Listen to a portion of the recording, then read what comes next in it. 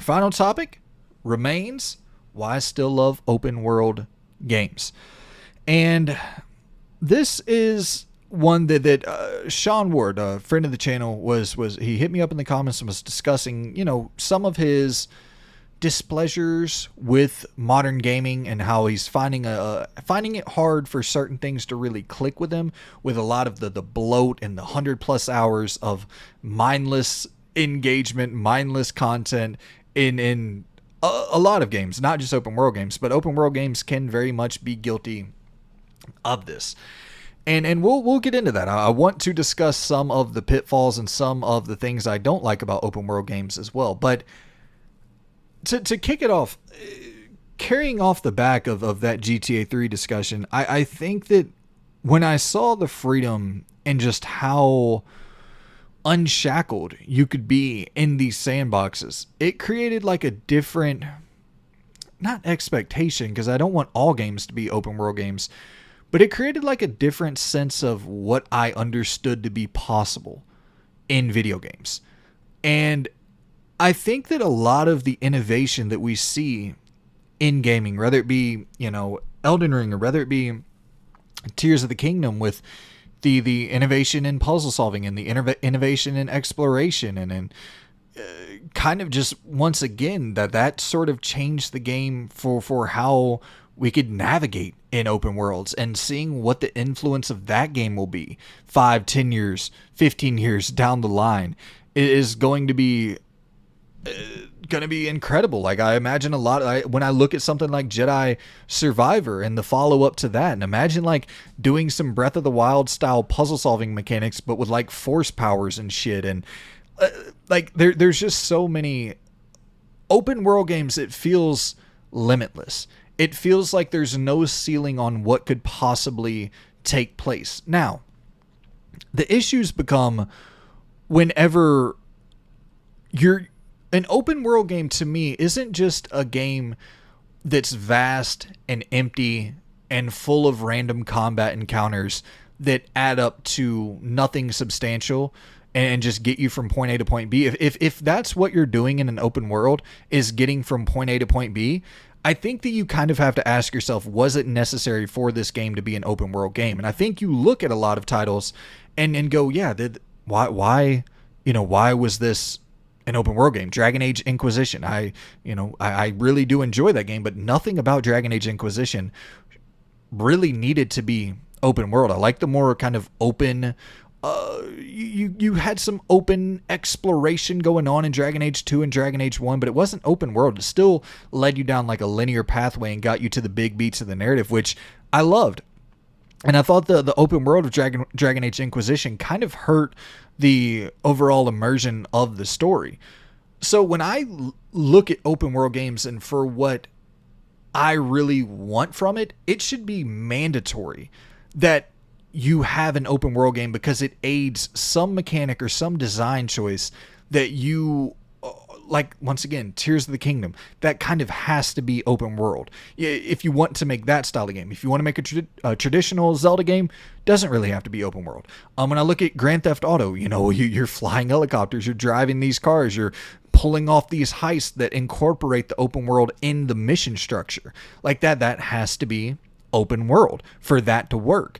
And Red Dead Redemption, the feeling of isolation when you're out in the world and going hunting, and it adds to the immersion with the narrative.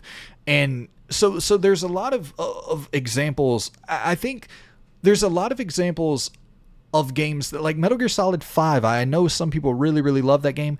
I don't think it necessarily needed to be an open world. But I think there's a lot of examples of games that, for me, laid the groundwork of how to do open worlds in a more interesting manner. And I don't want to, I'm not going to do the whole thing where I just pick on Ubisoft and their open world design, because truth being told, I think that some of the Ubisoft open world games are fucking excellent. Assassin's Creed Odyssey is fucking excellent. Far Cry 3 is excellent. Far Cry 5 and 6 are solid. Far Cry 4 is solid. I don't hate Ubisoft's approach to open world, because I think a lot of the Ubisoft games actually make sense as open world games. And I still to this day like having, objective markers on my map where I can follow straight to the point of interest where I want to go and find what I want to find. And like, have a great example of an open world style that I like is Batman Arkham City. I I have some issues with Batman Arkham City, but I love how, you have your points of interest that you're traveling to, but then a lot of the main bulk of the game takes place in a more linear fashion when you like enter these buildings, and a lot of the interior design is built around the kind of Metroidvania elements that you got from Batman Arkham Asylum. And I love that juxtaposition where I have this freedom out in the open world where I can go and, go anywhere, however I want to get there, run around, see any spontaneous encounters that pop up. If that's what I'm feeling at the time, I can go and engage with that. The Evil Within 2 is another great example of giving me a straightforward linear narrative and then a bunch of cool side content on the side that I can get more backstory on Sebastian from these little occurrences that'll pop up in the world. I can go and hoard more resources, which that ties in so well to the survival horror elements of the Evil Within 2, where the world is progressively getting more dangerous as you go through the course of the game, and then you have to deal with that balance in your mind of, do I want to go out and risk my resources that I currently have by trying to obtain more resources before I go back into my next run of the more linear style segments of the story where I might not obtain as many resources, but there's a bunch of these new monsters popping up in the open world that are presenting new threats to me. And there's just a lot of great examples of games who are using open worlds in really, really interesting ways. The Outer Worlds is a prime example once again of building smaller but multiple small scale open worlds that are full of interactivity, full of detail, and full of characters that are adding something to your exploration, giving you some new context, giving you some at times essential key characters to this journey to interact with, who you're going to be interacting with for the long haul. And I think that there's just this natural inclination or this natural thought that if you're making an open world game, you have to make these 100+ hour adventures for the player to go on, that's full of a lot of fetch quests, that's full of a lot of shit that doesn't necessarily add to the substance and the meat of the game, but more adds to the hour counter that it seems a lot of publishers or developers have this hour counter in mind, that if their game's not 60, 70 hours, can they really charge $60-$70 for it? And I don't know, I don't really agree with that ideology. I like Mass Effect 1 is a great example of me, and it's we're talking about an RPG here, not an open world game, but a lot of RPGs are in that same vein of 100+ hours to really maximize your value out of the game. And Mass Effect 1, I mean, you can get through it in 15 hours, breeze through it, and it's still one of the most impactful RPGs that I've ever played in my life. It didn't need to be 100 hours because the impact that it had on me in the 15 hours or 20 hours or whatever was more impactful than anything I could get out of the majority of 100+ hour RPGs. And I guess that's the thing that I'm trying to say here, tying back to open world games, is that I don't really think that the hour counter should matter quite as much, and I hope that we're gonna start to see that phase lessen, where I would much rather have an impactful 20 hours, 30 hours than insignificant 75, 100 hours. Because when I look at Arkham City, when I look at the Outer Worlds, when I look at the Evil Within 2 and even Insomniac Spider-Man and fucking lots of titles, some of the best open world games of all time, they don't overstay their welcome at all.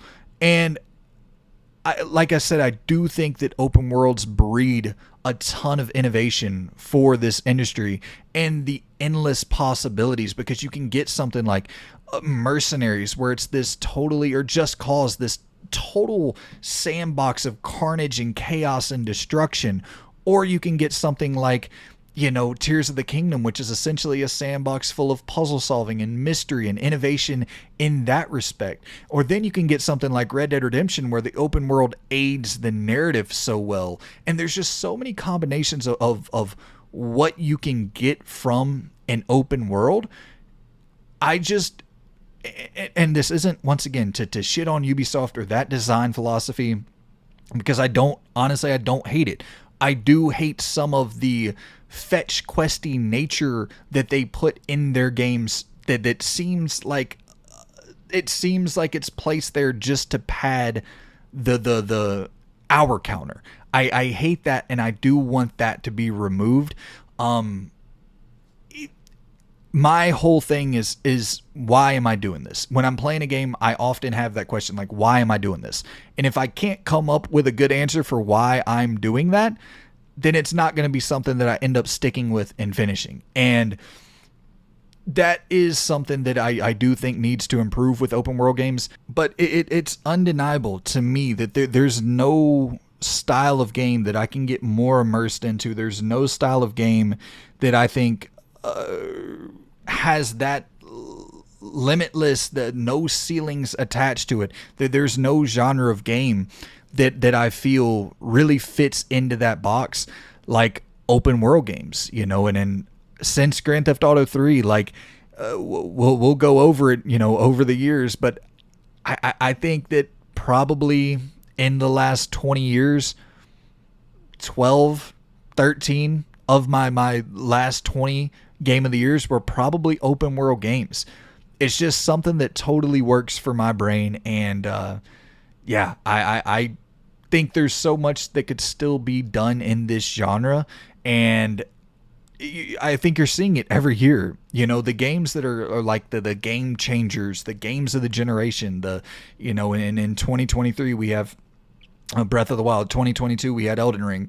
In 2018 we had Red Dead Redemption 2, and you have games in between that are the Yakuzas and the Judgments, and there's just so much that great shit still coming out of open world titles.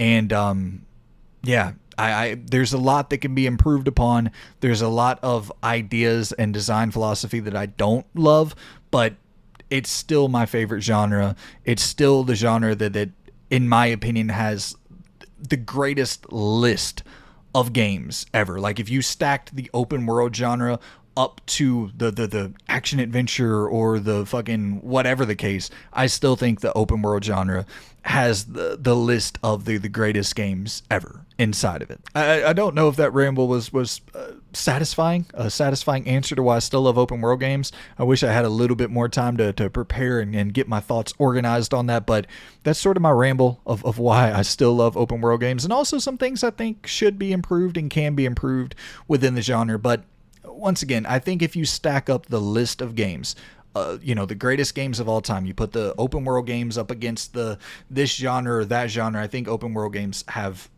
for sure the greatest list of titles of any genre if you were comparing one versus another. And I still think we're seeing it every year. The most innovative, groundbreaking titles are coming, from open world games. And so that's my thoughts on why I still love open world titles, and I still think there's a great future for them ahead. But I do hope a lot of that bloat gets cut out. So hope that's somewhat of a satisfying response there.